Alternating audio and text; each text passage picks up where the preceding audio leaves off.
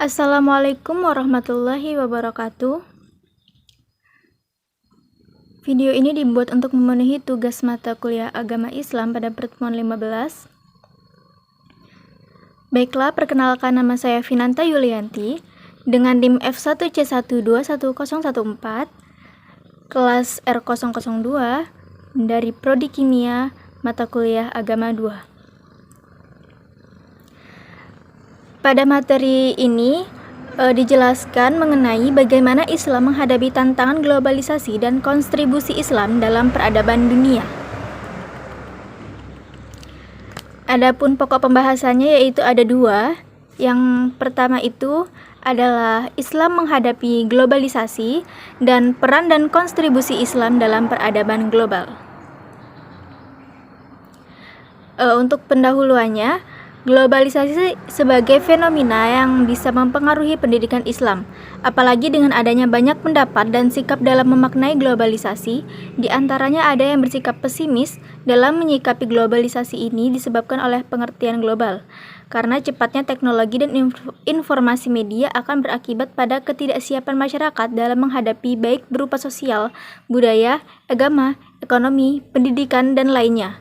Kemudian ada yang bersikap secara kritis, positif tentang fenomena globalisasi dan pengaruhnya dalam pendidikan Islam, dan yang lain ada juga yang bersikap bahwa globalisasi mempunyai pengaruh positif pada pendidikan Islam.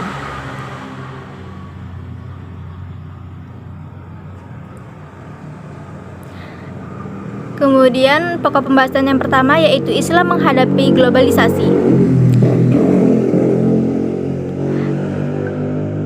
Yang pertama itu adalah dengan cara membangun paradigma pendidikan Islam yang sebenarnya, kemudian melaksanakan pendidikan efektif, dan yang terakhir adalah meningkatkan mutu tenaga pendidik agama Islam. Dalam perspektif cultural studies, hegemoni ini tampak dalam penciptaan pola hidup konsumeristik dan pop culture yang memposisikan manusia sebagai objek distribusi produksi belaka. Meski demikian, yang menjadi titik penting arti globalisasi adalah bahwa ia juga telah memungkinkan tuntutan ke arah demokratis transnasional di seluruh penjuru dunia makin meningkat.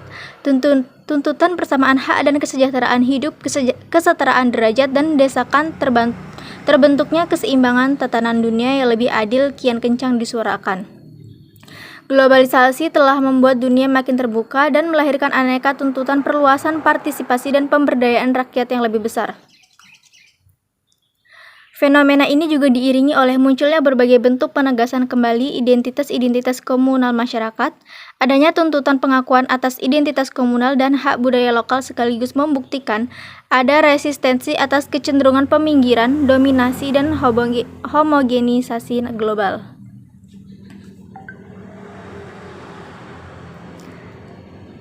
Kemudian posisi agama. Agama sebagai sebuah ikatan yang harus dipegang dan dipatuhi manusia, mempunyai pengaruh yang besar terhadap kehidupan manusia sehari-hari. Agama diturunkan guna memberikan aturan-aturan hidup yang akan membawa kebahagiaan bagi kehidupan manusia. Selain itu, agama juga dipandang sebagai instrumen untuk memahami dunia. Namun demikian, kehadiran agama selalu disertai dengan dua muka.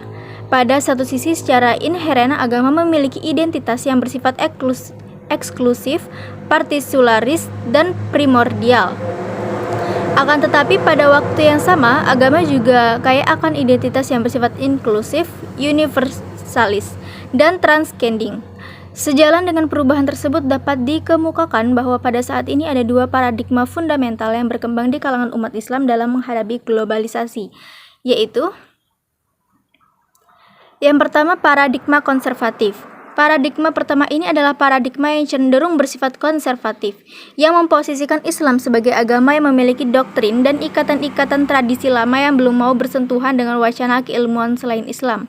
Unsur-unsur sosial selain Islam dalam hal ini dianggap sebagai bagian yang senantiasa berlawanan bahkan mengancam. Dalam dimensi teologi, Tuhan menempati pokok segala kekuasaan yang telah diterjemahkan dalam kajian-kajian pendahulunya, dengan peletakan unsur mazhab yang dianggap representatif. Tuhan dengan segala kekuasaannya telah memberikan ukuran dan solusinya sesuai dengan ajaran yang tertulis. Bagi mereka, menafsirkan ayat yang berkaitan dengan ketuhanan dengan metode baru adalah kesesatan. Demikian pula dalam bidang syariat yang menjadi pusat kajian hukumnya, aspek hukum yang telah ada di dalam kitab-kitab tersebut sudah menjadi final untuk dijadikan acuan hukumnya. Alasannya, hukum tersebut murni bersumber dari Al-Quran dan hadis. Oleh karena itu tidak ada yang perlu disempurnakan lagi. Realitas sosial politik yang menandai kemunculan hukum tersebut nyaris tak mendapatkan tempat kajiannya mendalam. Melihat pemahaman tersebut dapat kita mengerti bahwa kelompok ini sebagaimana telah penulis jabarkan di atas cenderung memposisikan Islam sebagai agama yang serba lengkap, sehingga doktrin dan ikatan-ikatan tradisi lama yang ada tidak dapat bersentuhan dengan wacana keilmuan selain Islam. Kemudian yang kedua adalah paradigma liberal. Paradigma kedua adalah paradigma yang bersifat antagonistik dengan paradigma konservatif. Islam diasumsikan sebagai agama yang dapat berperan sebagai agen perubahan sosial. Unsur-unsur sosial selain Islam dalam hal ini menjadi komponen yang diterima bahkan menjadi acuan penting di dalam merumuskan berbagai solusi terhadap persoalan kekinian yang dihadapi umat. Dalam dimensi teologi, paradigma ini mengedepankan aspek rasionalisme. Teologi bukan semata menjadi objek kajian bagaimana meyakinkan umat secara doktriner, melainkan sebagai pembimbing tindakan praksis sosial. Selain itu, teologi juga harus lepas dari paradigma kekuasaan negara, bahkan harus menjadi bagian transformasi sosial yang harus menyuarakan kepentingan mayoritas umat. Dapat disimpulkan bahwa kelompok ini dalam memahami hubungan Islam dan negara berpendirian bahwa Islam adalah agama dalam pengertian Barat, yang tidak ada hubungannya dengan urusan kenegaraan. Kelompok ini meyakini bahwa Nabi Muhammad hanyalah seorang rasul biasa seperti halnya rasul-rasul sebelumnya, dengan tugas tunggal mengajak manusia kembali ke kehidupan yang mulia dengan menjunjung tinggi budi pekerti luhur. Dan Nabi tidak pernah dimaksudkan untuk mendirikan dan mengepalai satu negara. Kemudian pada materi yang kedua yaitu materi dan peran dan kontribusi Islam dalam peradaban global. Yang pertama ada tapak tilas sejarah Islam di Indonesia. Kemudian karakteristik dan distingi Islam Indonesia, dan yang terakhir adalah Islam Indonesia dan kontribusinya untuk peradaban global. Baiklah, untuk materi yang pertama ini adalah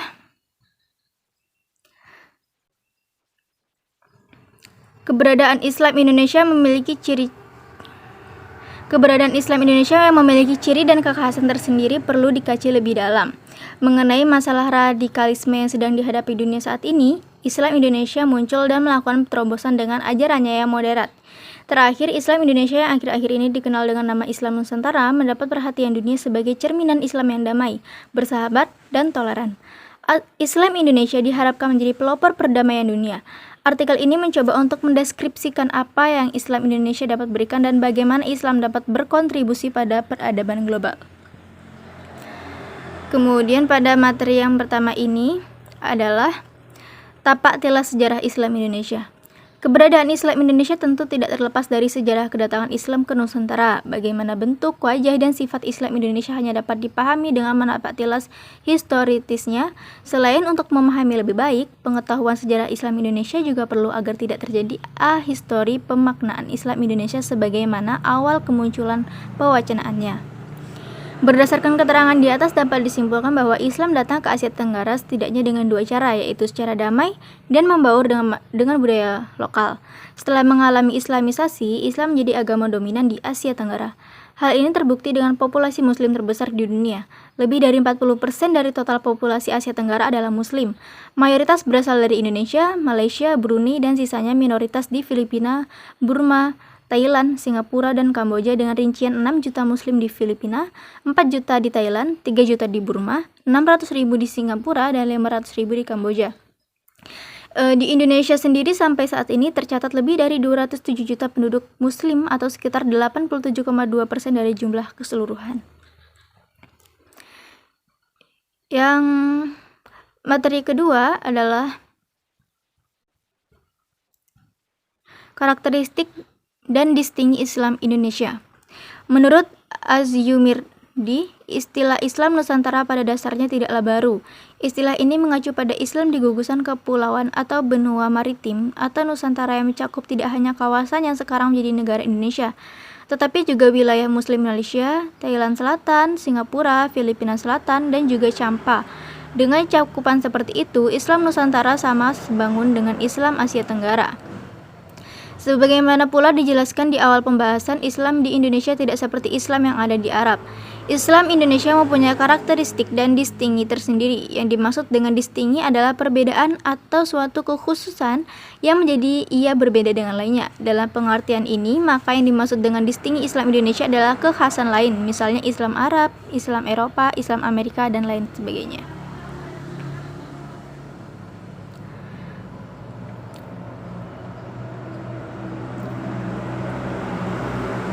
Untuk pokok pembahasan yang ketiga adalah Islam Indonesia dan kontribusinya untuk peradaban global. Dalam Fajar Baru Islam Indonesia, Mujamil Qomar menulis, Indonesia belum memiliki pengalaman sebagai pusat peradaban Islam. Selama ini umat Islam Indonesia menjadi konsumen terhadap pemikiran-pemikiran Islam produk pada para pemikir Islam dari Mesir, Iran, India, Pakistan, dan Barat. Bila menilik kondisi di masa lalu, pernyataan ini mungkin bisa diterima, sebagaimana diuraikan oleh Badri Yatim bahwa peradaban Islam di kawasan Asia Tenggara, khususnya Indonesia, memang masih menjadi bahasan khusus dalam kajian sejarah peradaban Islam. Peradaban Islam di kawasan tersebut bahkan terpisah dari sejarah peradaban Islam pada umumnya yang masih terpusat di Timur Tengah. Hal itu bisa dimaklumi karena peradaban Islam Asia Tenggara baru muncul belakangan dibanding Islam di kawasan lainnya. Namun bukan tidak mungkin di masa depan Islam Indonesia menjadi pusat peradaban. Islam Indonesia mempunyai potensi untuk mencapainya. Sebagaimana kata Ahmad Baso dalam salah satu judul bab bukunya, yaitu, kita bukan hanya menerima, tapi juga memberi warna keunggulan atas Islam itu. Mungkin itu saja yang dapat saya sampaikan mengenai video pembelajaran ini. Terima kasih. Wassalamualaikum warahmatullahi wabarakatuh.